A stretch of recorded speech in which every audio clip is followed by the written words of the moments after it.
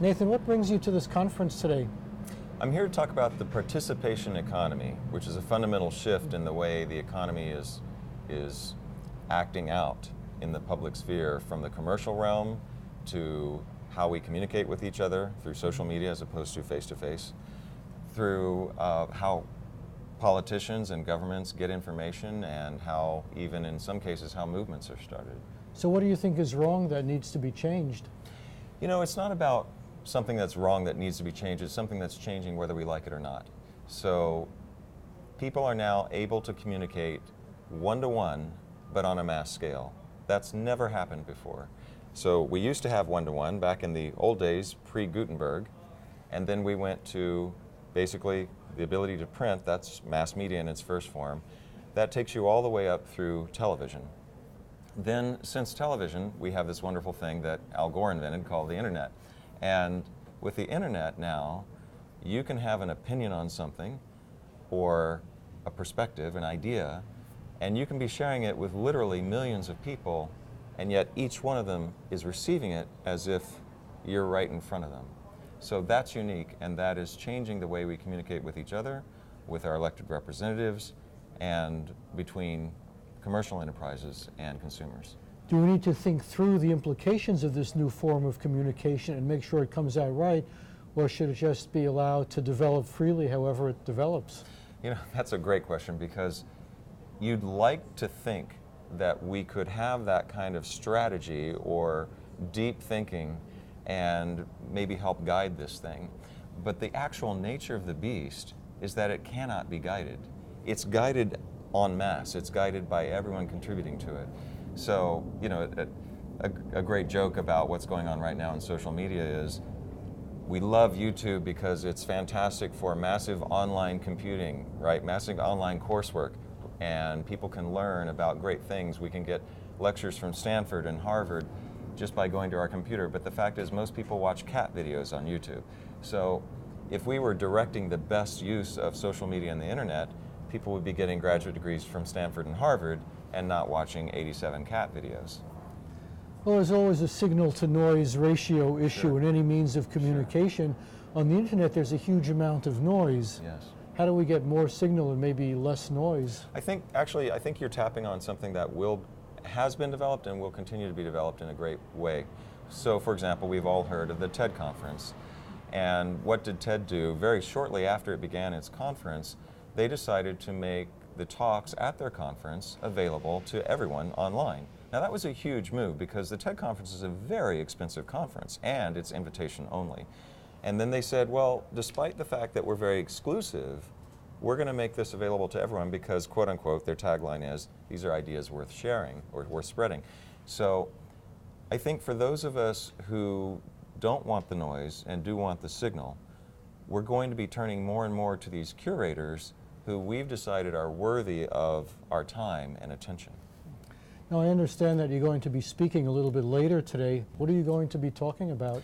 I'm going to speak specifically about how millennials, the millennial generation, which is now ages 19 to 34, who have grown up with social media and using the internet, have actually changed the nature of commercial enterprise and commercial dialogue in the United States. So they've done that by the way they've taken technology, communication technology and media that were created by other people, but they've shaped it based on their own needs and interests, and they've created a completely new dynamic now between advertisers, for example, politicians, people in power, and the public.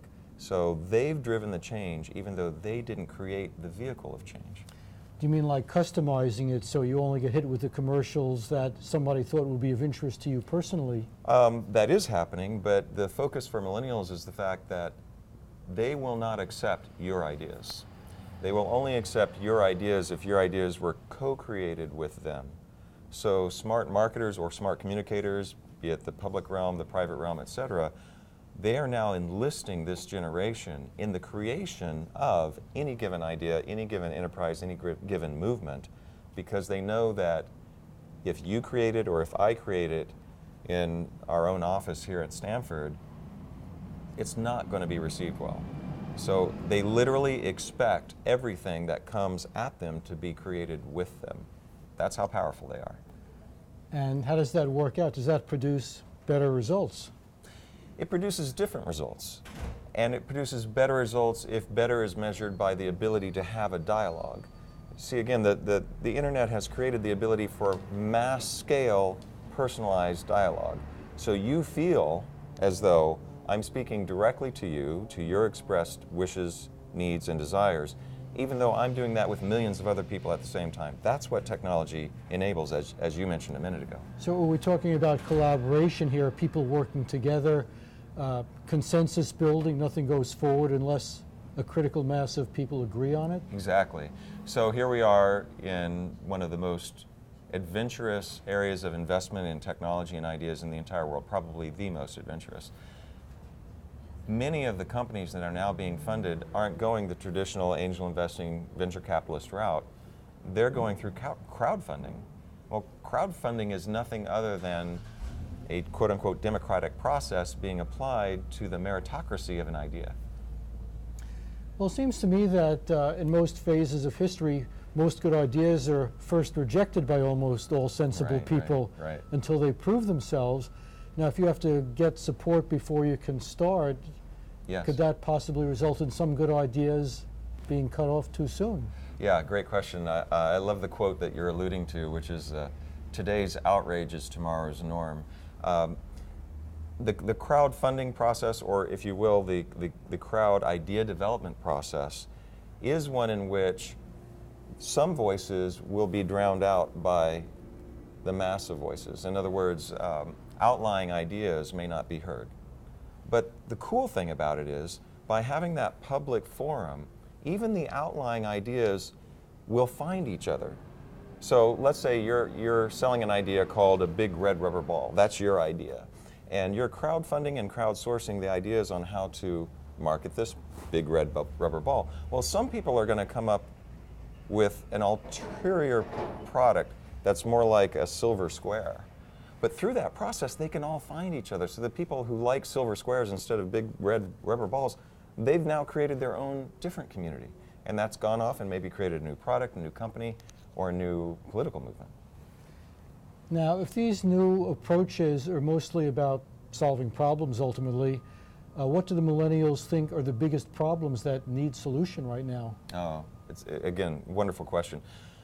One of the ways that you need to appeal to a millennial is to say, we're here to save the world. Because they truly feel that A, they can, and B, they should. So if you want to sell even something that's disposable and vanity related, like clothing.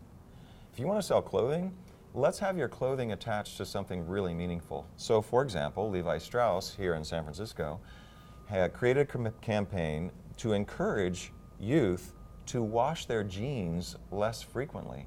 And if you're a parent of a millennial, you know that they'll often wear a piece of clothing once and then toss it in the hamper. Well, that wastes a lot of water. And Levi Strauss is saying, hey, you use water and detergent to clean our clothes, our products, our jeans. Let's use less of it because water is actually a precious resource. And millennials really responded to that idea. Now, the millennials have grown up with affluence and prosperity. Do you think this concern for the environment is a luxury that might disappear if times turned hard? You know, they've grown up with prosperity. We've been in generally prosperous times, but they've also grown up with a severe financial crisis. So and in addition, social media brings them in touch with problems in a way that they wouldn't necessarily have been in touch with prior to that. So the green environmental consciousness is not a fad to them. They see the picture on a global scale. They can be in contact every day with people around the world. They see water, energy resources, and food and the healthfulness of food as being key issues for their lifetimes. And now that they're 19 to 34, they're having their own children. So they're looking ahead and thinking of their children's generation and how the world will be then. So I don't think it's going to be an idea that disappears anytime soon. Okay, very good. Any last minute comments before we stop? It's just an exciting time to be alive. Okay, thank you very much. Thank you. Nathan James.